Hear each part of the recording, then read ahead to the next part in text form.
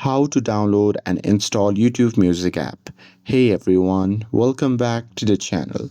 In today's video, I'll show you how to download and install the YouTube Music app. So now without further ado, let's get started.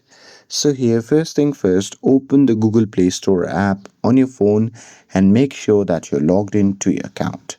And now here, once you're inside the app, just tap on the search icon which can be seen in the bottom right corner of the screen.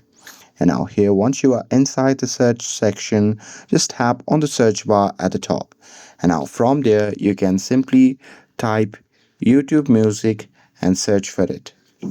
Now here on the search result, you can just tap on YouTube Music from the result, and here once you see the interface like this, you can just tap on install to start the installation process. And with that, now you just have to wait for some time for it to download.